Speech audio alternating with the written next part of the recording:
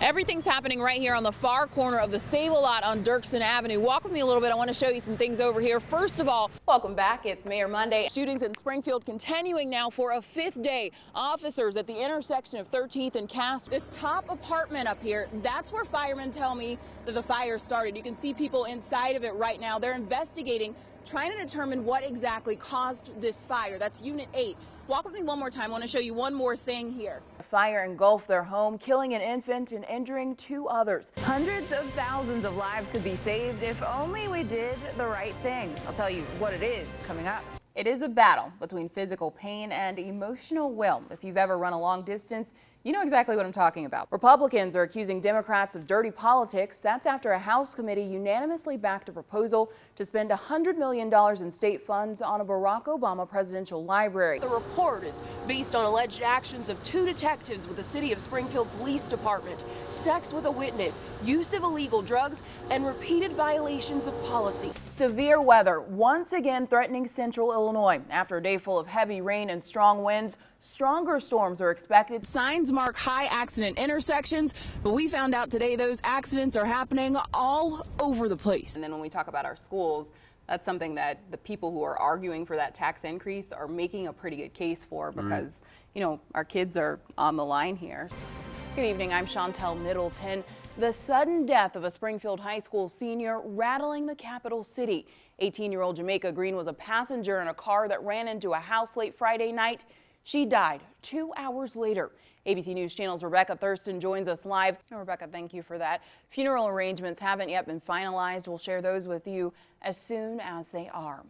One person is behind bars, but police are still looking for 2 others involved in a home invasion. Champaign police arrested 21-year-old Corey Coleman after he and 2 other men forced their way into a home on Hanover Court around 9 Saturday night. One of the residents, a 29-year-old, was stabbed. A woman there was punched while fighting off the suspects. Those suspects got away with a car but left it and ran on foot once police arrived. The stabbing victim was taken to Carl Hospital with non-life-threatening injuries. If you have any information on those suspects, the ones who are still out there, call the Champaign Police Department or Crime Stoppers at 373-TIPS. A man wanted for the armed robbery of a convenience store in South Jacksonville last week is now in jail. Our news partner, WLDS Radio, reports that 21-year-old Sean Fisher was found by police in Decatur Saturday and then brought to the Morgan County Jail. Authorities say on March 17th, Fisher robbed a Circle K gas station at Knife Point. He got away with an undetermined amount of cash. Details on his first court appearance weren't available. Fixing what's broken. The city of Springfield is about to embark on a multi-year, multi-million-dollar project to fix the city's infrastructure, especially the roads. ABC News Channel's Garrett Berninger explains the amount of work necessary and how soon you'll see crews on the job. Garrett, thank you for that. This project isn't limited to streets. $3 million will be spent on sidewalk repairs, alley overlays, and drainage work. Washington has reportedly found a way to forget about the country's problems. Chances are you won't agree with it. That policy is to buy booze, and lots of it. According to spending records, the federal government purchased nearly $1.3 million of alcohol in 2013. That averages out to about $50,000 a month for wine, beer, and liquor. And it's nearly quadruple what the bar tab cost taxpayers in 2005. Our investigative media partner, the Washington Times, has been poring over the figures. It's not. Get this, the State Department alone blew through $180,000 for liquor right before last year's partial federal government shutdown. For that, the State Department wins this week's Golden Hammer Award. Reporters found that federal agencies like to purchase booze in September for one reason, and for that one reason only. To read about it, head to our website and follow the link to the Washington Times. Still ahead on Nightside, a ban on Bossy, the new campaign that shows why the word can cut kids down and how it's okay for them to be young leaders. Deadly mudslide, the number of people killed in Washington state rising into the evening hours. The difficulties rescue crews are facing as the search for victims continues. Then shocking the shockers, how it happened, and more NCAA tournament coverage in sports with David Coy.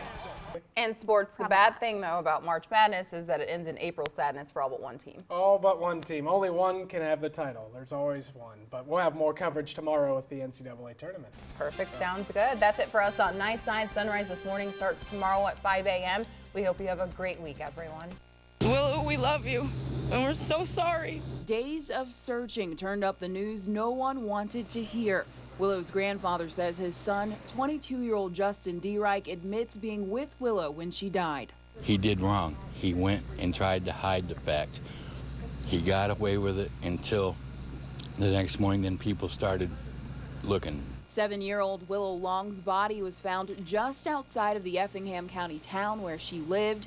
Hours later, the girl's uncle, Justin D. Reich, was arrested for her murder. Dale D. Reich says his son came forward with this. They were at this time running through the house. He's chasing her. She ran outside. It's dark. There's a big pile of sticks on the other side of my thing. Some of them are sharp. She fell. One of them went through her neck and through her head. She was dead. He's scared. Police have not confirmed that or talked about any details surrounding Willow's death. I hope you fry. I hope you fry for hurting a kid. But for some, it doesn't matter that the girl's grandfather, Dale D. Reich, says it was an accident. And how do you tell a 6-year-old your friend's dead and that they were killed? And as we know from watching this unfold, kids won't be the only ones grappling with Willow's death. I just don't understand how someone could do that to her as a baby. There is nothing but debris for as far as the eye can see. In fact, we're standing in what used to be an Advance Auto Parts store with a subdivision behind it. Those homes here yesterday, gone today. Folks who lived there forced into shelters as they wait for help. We heard the sirens go off, but the sirens have gone off in my life, 50 times, and no tornadoes ever hit me. So we didn't take too many precautions. Kayla Palmer says 5 minutes after the warning, Sunday's EF4 tornado barreled down. We just hit a corner wall and we all climbed on top of each other and we just prayed our hearts out. Those prayers answered, the family safe, but their home turned inside out. Her family's first instinct to check on others. My faith, it was strong that day. It had to be. I had no other choice. In less than 24 hours, that faith transformed her from a victim to a volunteer at the Red Cross shelter at Crossroads United Methodist Church, where Kevin Moss turned for help.